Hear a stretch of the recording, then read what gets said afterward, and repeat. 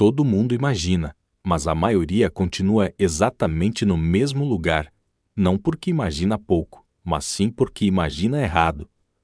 Todo mundo imagina em algum momento, cria cenas internas, projeta futuros possíveis, ensaia mentalmente conversas, escolhas e resultados. Ainda assim, para a maioria das pessoas, a vida segue praticamente igual, os mesmos impasses, os mesmos limites, as mesmas repetições. Isso cria uma confusão silenciosa. Se a imaginação é tão poderosa quanto dizem, por que ela parece tão ineficaz na prática? Parte dessa confusão vem da forma como a imaginação foi reduzida à fantasia, algo associado à fuga, devaneio ou escapismo, desconectado da realidade concreta.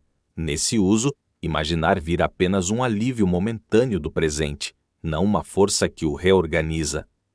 A pessoa até se sente melhor por alguns instantes, mas retorna ao mesmo lugar interno e, com isso, ao mesmo tipo de experiência externa.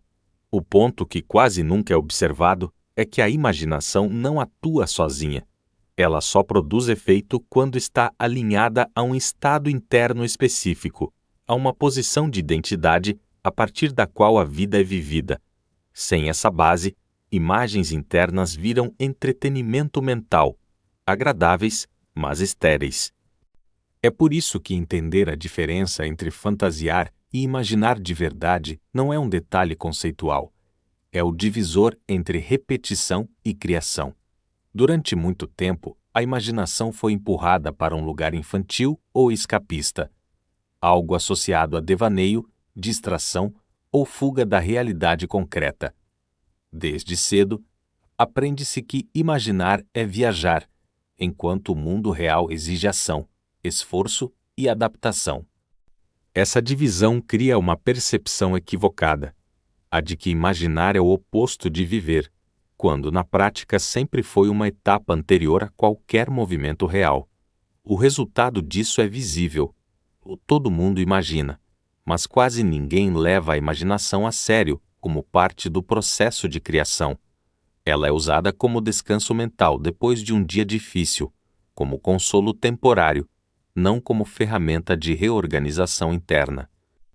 Assim, a fantasia anestesia o desconforto do presente, mas não altera o ponto de onde a vida está sendo vivida.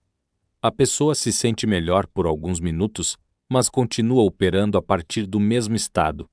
Algumas pessoas, no entanto, perceberam algo diferente. Elas não usam a imaginação para escapar do que é, mas para ensaiar como estar no mundo de outro modo. Não se trata de negar a realidade, mas de preparar internamente a posição a partir da qual ela será enfrentada. É essa diferença quase invisível que separa a imaginação estéril da imaginação que começa, de fato, a criar. Fantasiar costuma afastar a pessoa do presente. É um movimento de dissociação. Enquanto a mente cria cenas agradáveis, o corpo e as decisões continuam ancorados no mesmo lugar de sempre. A fantasia funciona como anestesia temporária. Alivia a frustração, mas não altera o eixo interno a partir do qual a vida é vivida. Por isso, apesar de imaginar com frequência, muita gente sente que nada muda de verdade. A imaginação vira um refúgio, não um ponto de partida. Imaginar de verdade opera de outro modo. Em vez de suspender a realidade, integra o presente a uma nova possibilidade de ser. Não é um filme mental para se distrair, mas um ensaio silencioso de postura, percepção e reação. A pessoa não imagina apenas o que acontece, imagina como estaria naquele cenário. Essa diferença é sutil, mas decisiva. Enquanto a fantasia evita o desconforto atual, a imaginação real reorganiza a forma como ele é enfrentado. É por isso que quase ninguém percebe quando está apenas fantasiando. Ambos usam imagens internas, ambos parecem imaginação, mas produzem efeitos opostos. Uma mantém tudo como está, a outra começa a deslocar decisões, limites e respostas. Algumas pessoas aprendem, quase sem saber explicar como, a usar a imaginação desse segundo modo. E é aí que surge a pergunta incômoda: se o efeito é tão diferente, O que exatamente muda quando se deixa de fantasiar e se passa a imaginar de verdade? Quando se fala em imaginação, a atenção costuma ir direto para as imagens, cenas, rostos, situações futuras. Mas o que realmente importa não é o que se vê internamente, e sim de onde se vê. Imaginar de forma eficaz não é projetar um resultado desejado, mas ocupar temporariamente o ponto de vista de quem já vive aquela realidade. É uma simulação interna de identidade, não um exercício visual isolado. Nesse processo, a imaginação funciona como um ensaio silencioso do eu que responde ao mundo de outro modo. Como essa versão percebe desafios, toma decisões, reage a frustrações ou oportunidades. Mesmo que o cenário externo ainda não tenha mudado, o eixo interno começa a se deslocar. É esse deslocamento, quase imperceptível, que faz com que certas escolhas passem a parecer naturais, enquanto outras perdem sentido. Poucas pessoas utilizam a imaginação nesse nível, o que explica por que seus efeitos parecem raros ou inconsistentes. A maioria imagina resultados sem alterar a posição interna de quem observa esses resultados. Quando a imaginação passa a simular identidade e não apenas imagens, ela deixa de ser entretenimento mental e começa a atuar como preparação prática. E é justamente aí que surge um novo problema. Porque, mesmo entendendo isso, imagens soltas ainda falham em produzir qualquer mudança real. Imagens soltas costumam dar a sensação de que algo está sendo feito, quando na prática nada foi deslocado. A mente se ocupa com cenas agradáveis, possibilidades futuras ou versões idealizadas da vida, mas o estado interno permanece intacto. É confortável imaginar sem consequência, porque isso não exige mudança real de postura, decisão ou identidade. O problema é que a realidade responde ao que é sustentado, não ao que é ocasionalmente visualizado. Quando não há assunção, a imaginação vira apenas entretenimento mental.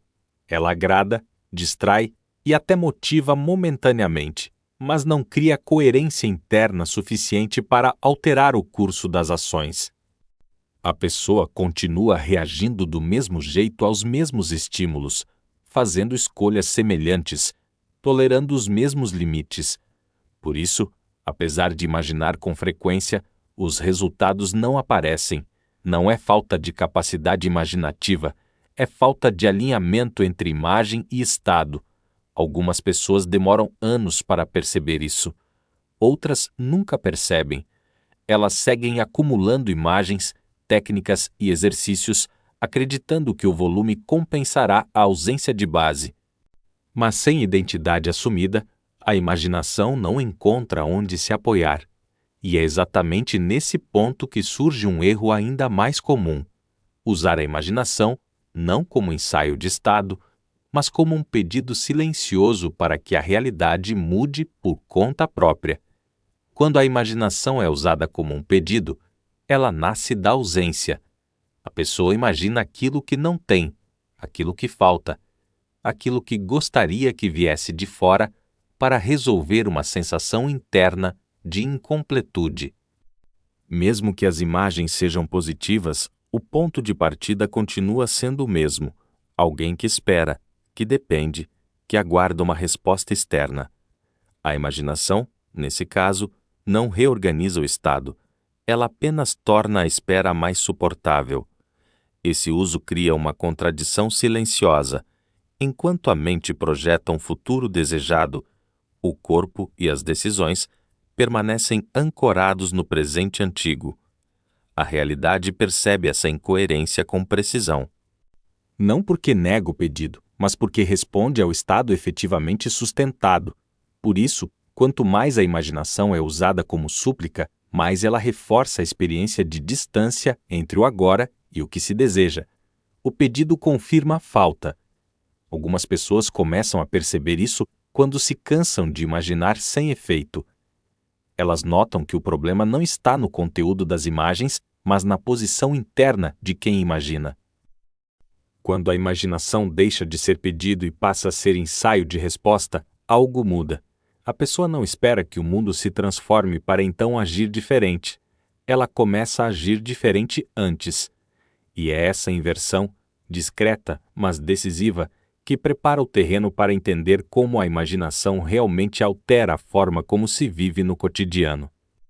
O ponto em que a imaginação começa a funcionar de verdade é quando ela deixa de ser usada para prever resultados e passa a ser usada para ensaiar respostas. A maioria das pessoas imagina o que gostaria que acontecesse, mas continua reagindo do mesmo modo quando a vida apresenta situações reais. Nesse caso, mesmo que o cenário ideal seja mentalmente repetido, o padrão de reação permanece intacto, e é ele que a realidade reconhece e confirma. Quando a imaginação é usada como ensaio, o foco muda completamente. Em vez de perguntar o que vai acontecer, a atenção se desloca para como eu responderia se isso já fosse verdade. Como alguém nessa posição falaria, escolheria, se colocaria diante de desafios comuns. Esse ensaio não acontece para convencer a mente, mas para familiarizar o corpo e a identidade com um novo padrão de resposta. Aos poucos, certas atitudes deixam de parecer forçadas e passam a surgir com naturalidade. Poucas pessoas utilizam a imaginação dessa forma consistente, o que explica por que seus efeitos parecem raros. Elas não treinam o futuro, treinam a si mesmas. E quando as respostas internas mudam primeiro, o mundo começa a oferecer contextos compatíveis com essas novas respostas, não por mágica, mas por coerência. É nesse ponto que a imaginação deixa de ser um exercício mental isolado e começa a interferir, de forma concreta, no modo como a vida se organiza, preparando o terreno para perceber quando esse ensaio silencioso começa a se tornar realidade. Existe um momento em que o uso da imaginação deixa de exigir esforço consciente.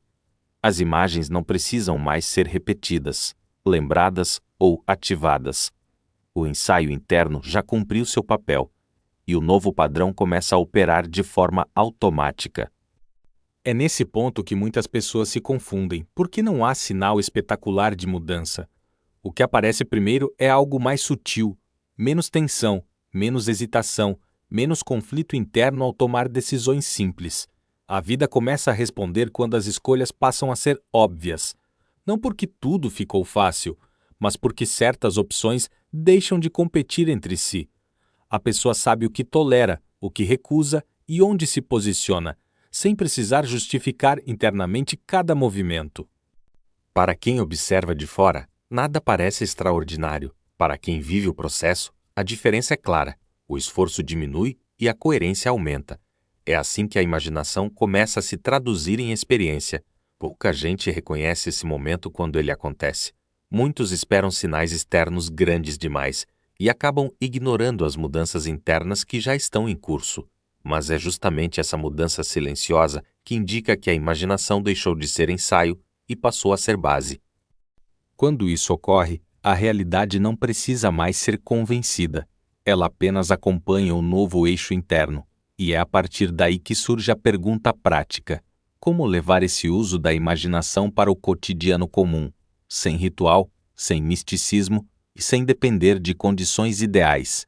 A imaginação mostra sua real utilidade quando sai dos momentos especiais e entra na vida comum. Conversas difíceis, decisões pequenas, postura corporal, forma de ocupar um espaço, é ali que ela deixa de ser conceito e passa a ser ferramenta. Não há ritual nem preparação longa. O uso acontece no instante em que alguém escolhe responder de um modo diferente ao que sempre respondeu. A imaginação, nesse nível, serve para antecipar internamente essa resposta antes que a situação aconteça. No cotidiano, isso se manifesta de forma simples. Antes de uma conversa, a pessoa ensaia como se posicionaria a partir de um estado mais firme. Diante de uma escolha, imagina como alguém naquela posição decidiria, não para copiar um comportamento, mas para acessar um critério interno diferente. Aos poucos, essas respostas deixam de ser ensaiadas e passam a surgir espontaneamente. A imaginação cumpre seu papel e sai de cena, dando lugar à ação coerente. É por isso que, quando usada corretamente, a imaginação não chama atenção para si. Ela não pede esforço constante nem manutenção consciente. Ela apenas ajusta o ponto de onde a vida é vivida. E quando esse ponto muda, o cotidiano responde sem alarde, reorganizando escolhas, relações e oportunidades de forma proporcional. A imaginação deixa de ser algo que se faz e passa a ser algo que se usa, discretamente, todos os dias. Ao longo desse percurso, fica claro que a imaginação não falha porque é fraca, mas porque costuma ser usada de forma isolada. Quando ela não está ligada a um estado interno diferente, a uma identidade que sustente novas respostas, ela se limita a criar imagens agradáveis, sem efeito prático. A realidade não responde ao que é ocasionalmente pensado, mas ao ponto interno a partir do qual alguém vive, decide e reage de forma consistente. Isso desloca a responsabilidade para um lugar mais honesto. Não se trata de imaginar mais, nem de imaginar melhor, mas de observar de onde se está imaginando.